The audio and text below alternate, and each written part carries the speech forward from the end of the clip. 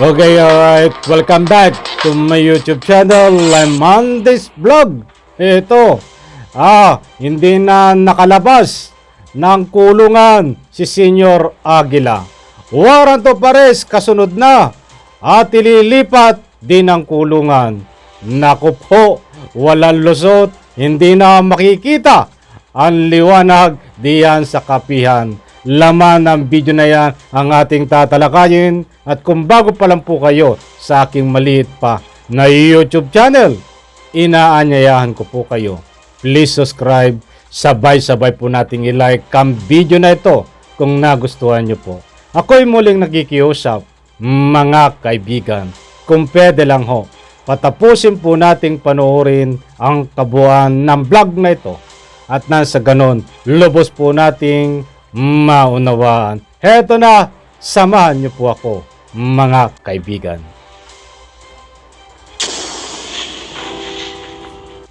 Maghingi lang sana ako ng estimate kung kailan ma-resolve ng korte yung whether may issuehan silang warrant or...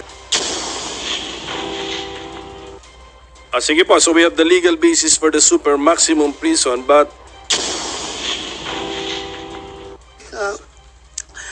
yung sila si Senior Aguila ng kapihan sa Socorro will be brought to your office mamaya for PI.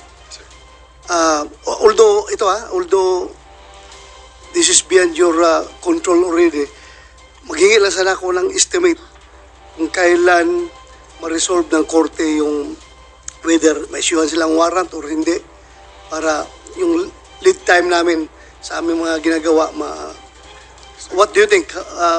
Gaano kahaba pa ang panahon after your PI mamaya bago may issue ng warrant? Target po namin, Senator, ay mid-November. Kasi po magpa-file po ng supplemental complaint dahil po dun sa huling hearing at sa mga bagong witnesses natin, may mga bagong allegation laban sa mga respondents. So magpa-file po yung ating mga yun NBI, assisted po by prosecutors, at bibigyan po ng oras sumagot yung mga respondents. Ngunit alam po namin na importante po to, alam namin ang timeline, kaya ang target po ay hopefully malabas ang resolution by mid-November. Mid-November? Yes, sir. Kung matagal-tagal pa sila dyan sa baba. Anyway, pag-usapan namin ng committee namin yan kung how to deal with them dahil yung may sakit yung isa, tapos alam mo na, yung mga pamilya nila nagre-request na i-release na daw sila. O depende pa rin yan sa next hearing namin, kung hindi na sila magsinungaling, baka babait yung member ng committee. Pero kung patuloy pa rin sila magsinungaling, then baka abot sila ng mid-November dyan. Yun lang ang status ngayon. So please, follow up na lang nyo para mabilis. Thank you, Mr. Chair. who will be detained in the super maximum prison? Yes, Secretary. Sige. Sir, the proposal is really for the words and violent offenders to be detained at the Supermax prison. Sige po, so we have the legal basis for the super maximum prison, but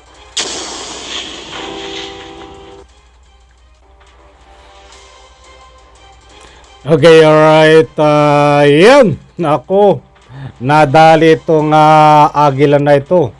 Lalong naputulan ng pakpak, ha. Sa bagay, ito ang Aguila na ika nga po putol ang pakpak. Nagkukunwaring Aguila lang, ha. Kumusta po kayo, mga kaibigan, ha? At ito nga ho, mainit nating bibigyan ng pagtatalakayo ito. Itong si Senior Aguila na mainit na usapin dito ho sa social media, ha? Sapagkat marami ho ang nagbibigay ng public opinion diyan sa comment section, na wag nang makalabas diyan ho sa Senado at tuluyan ng ikulong ho diyan sa mismong kulungan, ha? Parang masasagot yung inyong mga public opinion, di ba? Na ika nga po'y wag nang makalabas at tuluyan ng ikukulong diyan ho sa kulungan, ha? Bagamat dumadaan po talaga sa legal na proseso, ang ganyan ay malaki po ang pag-asa talaga nito. Na ika nga po'y katulad nga ng usapan diyan ho sa Senate hearing, ha? na pinag-usapan ng DOJ at si Senator Bato. Nandyan din po si DOJ Secretary Boyeng Remulla at iba pa. Sa mga hindi ko nabanggit, pasensya na ho. At pinag-usapan nga ho at nilinaw dito, katulad nga ng binitawan na malaking katanungan nito si Senator Bato kung kailan daw ito mabibigyan na subject for resolution ang kaso tungkol dito kay Senior Aguila. Maliwanag ba po ang sagot ng DOJ na nagbigay po sila ng humigit kumulang the middle of November ay posible lumabas ho ang warrant of arrest laban ho dito kay Senior Aguila. Nako po, wala nang laya to. At bibigyan po natin ng kaunting kaliwanagan lang ho. Ngayon ho, si Senior Aguila ay nakakulong diyan ho sa Senado. Hindi po siya nakakulong sa anumang uri ng piitan. Sa Senado pa lang po. Katulad nga po ng nabanggit at binigyan linaw ni Senador Bato na kung kailan mabibigyan ito ng warrant of arrest ay maliwanag ho ang kasagutan diyan po. Ulitin ko, the middle of November. Siya makatuwid, datapuad. Katulad po ng nabanggit ni Senador Bato, kapag hindi ho ito nagsabi ng pawang katotohanan at puro kasinungalingan sa gaganapin pa na Senate hearing, alam ko ho ang gaganapin na panibagong hearing ho ay mismong diyan na ho sa kapihan. Ulitin ko, kapag hindi nagsabi ng katotohanan itong si Senior Aguila, ay hindi ho palalabasin diyan ho sa Senado nakakulong. Sa palagay nyo ba mga kaibigan, ito ang malaking katanungan dahil dito nababatay kung hanggang kailan siya makukulong sa Senado. Sa susunod na hearing ho ba, sa palagay nyo mga kaibigan, mga mahal, kung taga-subaybay, baserman o netizens, naniniwala ho ba kayo sa susunod na hearing ay magsasabi ng pawang katotohanan itong si Senior Aguila? Nang sa ganun po, magbigay daan sa kanya para makilaya diyan po sa pagkakakulong niya sa Senado. Kung naniniwala po kayo na aaminin ito, kasi pag nagsabi ka ho ng pawang katotohanan, ay aaminin mo na ho ang lahat ng iyong mga ginawa na dati ay pinabubulaanan mo at dati pinasisinungalingan mo. Pwede ho kayo mag-comment diyan sa comment section at kung naniniwala po kayo, pwede po kayo magbigay diyan ng public opinion. But kung ako ang tatanungin ho, malabo na magsabi ito ng katotohanan sa susunod na hearing itong si Senior Aguila. Malabo sa katotohanan na ito ay aamin ng mga nagawa niyang kasalanan dahil napakadami ho na nagawa nitong kasalanan according sa matitibay na ebidensya, mga buhay na testigo na humarap diyan ho sa Senado at mayroon pa na hindi humaharap diyan ho sa Senado dahil haharap pa yung iba ay sa susunod na hearing. Kaya malaki po ang paniniwala ko na hindi ho ito aamin. Ito po ay patuloy pa din ang pagsisinungaling sa susunod po na hearing. Nasabihan po natin at natalakay ang mga bagay na yan sapagkat ang batayan ho ni Senador Bato, kung ito ay patuloy pa rin magsisinungaling sa susunod na hearing, ay hindi po palalayain mga kaibigan. Ha? Maliwanag, hindi papalain. Ngayon ho, aabutin pa po siya hanggang November sa kulungan, mga kaibigan. Hindi po ako ang may sabi. Balikan po natin ang sinabi ng DOJ na hanggang approximately the middle of November ay lalabas so ang warrant of arrest laban ho dito kay Senyor Aguila at iba pa niyang kasamahan. Dito lang muna tayo mag-focus kay Senyor Aguila na pangalan. So makatuwid po, maliwanag, hindi na makikita, hindi na masisilayan ang labas nitong si Senyor Aguila. Tuluyan na pong makukulong ito kung hindi ho ito palalabasin ng Senado hanggang wala pa ang warrant of arrest. Kung magbabatay ho tayo sa binitawan na pananalita at batayan ni Senador Bato, maliwanag po, di ba? Sapagkat lalabas po ang warrant of arrest di umano approximately in the middle of November, ay wala hong kawala.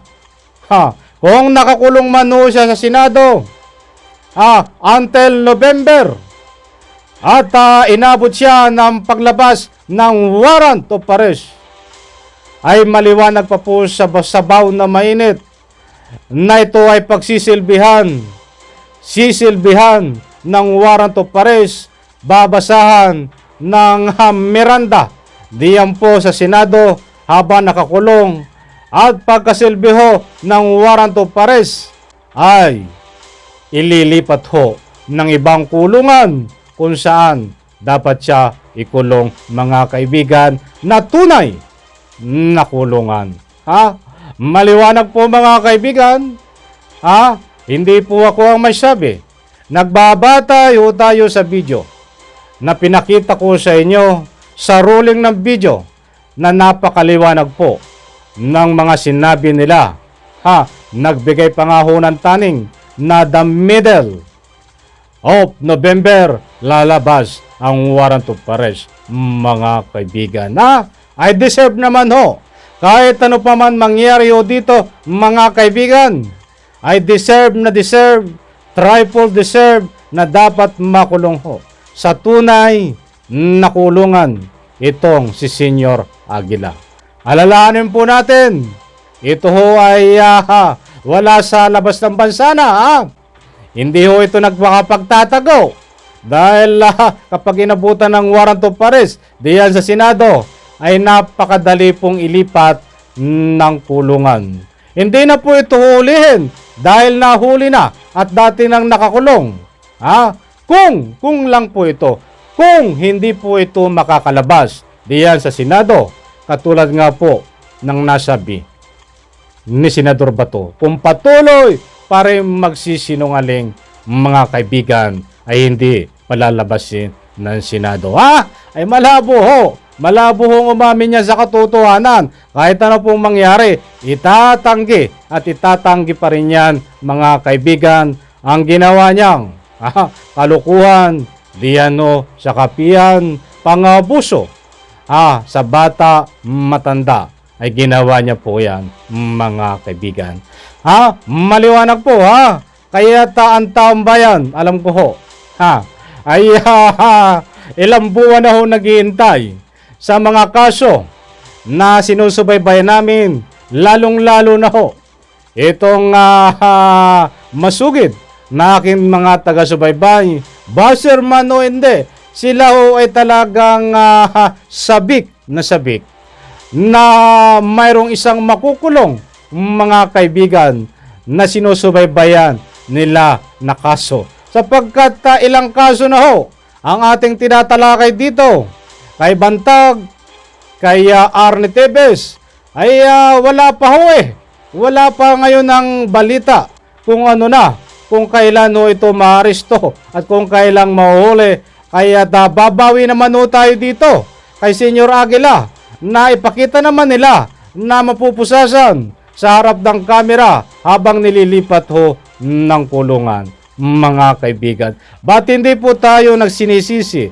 Hindi po natin sinisisi kung ano man ang mayroong ngayon na ika nga po hindi pag-aristo dito kay Yarny Tevez dahil ayon po sa akin nakuha ng mga impormasyon na mayroon pong confidential na ginagawa sila para sa lalong madaling panahon ay maaresto po itong si Yarny Tevez, mga kaibigan. Okay, sana po ay naunawaan nyo ha, at talagang alam kong sabik na ho kayo sa ating mga tinatalakay kung sino ang maaresto ha. Bago tayo magtapos dito sa ating maliit na vlog, ay shoutout muna tayo. Pasensya na po, ilang araw na tayong hindi nakapag-shoutout ha. At importante ho itong mahalaga bilang pagpupugay sa ating masugid na mga taga-subaybay.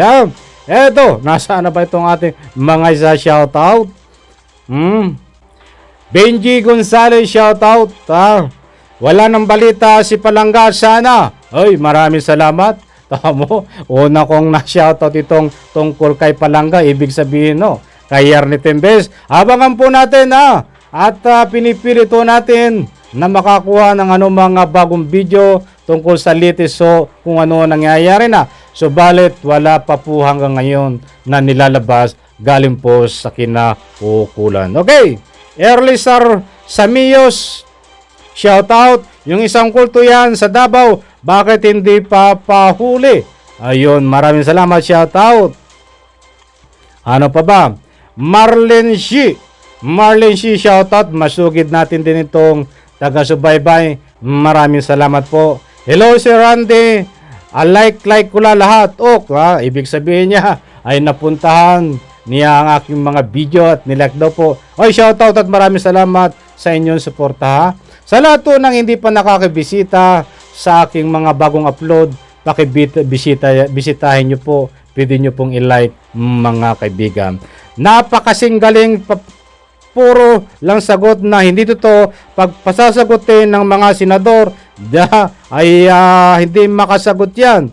Puro kasinungalingan. Ito naman tungkol dito kay Senyor Aguila ihalin tulad sa isang yan. Ay medyo na yan Angel Lalucer, shoutout po at maraming salamat Cornel Martinez, shoutout po. Ejutere, di lang binigyan ng pera, ngaw ka na naman ang ngawa. At masama ba kung maging presidente si Romualdez? At saka di mo masagot kung saan dinala ang pera modos. Tama naman. Ito yung pinatutungkulan ay itong mag-ama na si Sara Duterte at itong dating presidente Duterte. Mag-ama sila, di ba? Dahil sa issue po ng confidential fund, hindi binigyan ng budget. Siyempre may dahilan kung bakit hindi binigyan. Sapagkat yung unang binigay na pera ng taong bayan ng confidential fund, ay hindi alam kung saan ginastos. Hindi maipaliwanag. Bakit bibigyan pa? Okay, mahabang usapin. At ang complete story po niyan, full video, pwede nyo pong pasyalan diyan po sa aking maliit pa na YouTube channel. Sakura River, shoutout po. Basta pera, umaalma yan. Ayan, patungkol naman diyan din sa mag-ama. Pasensya na po kung hindi nabanggit ang inyong mga pangalan Ma'am Divine Grace, shoutout po ng Germany. Sir Franklin, always pagbibigay ng public opinion. Sa lahat po ng hindi ko nabanggit na mga pangalan opinion sa susunod natin vlog ay bibigyan po natin ng pagkakataon. Okay, maraming salamat po at pagpalain po tayong lahat. Shoutout po diyan po sa kay Sanggunian Charles Tadina ng Ilocos Norte. At yanong galing po, pinagawa yung nasira namin daan diyan magaling umaksyon. Agad action di ba? Nagsiservisyo ng totoo. Ang isang sanggunian na yan sapagkat nakita ko po na ang mga ebidensya ay pinagawa yung kalsada na biktima yung kalsada ng bagyong malakas ay nawasak ngayon po ng dahil sa ika nga po serbisyo ni Charles Tadina, isang sanggunian ng Ilocos Norte Dingras ay nagawa po. Oh, maraming salamat po. Pagpapalakpakan po natin ang mga ganyang nasa politiko. Okay, maraming salamat po. Pagpalain po tayo lahat. Sabay-sabay po nating i-like ang video na ito. Bye-bye.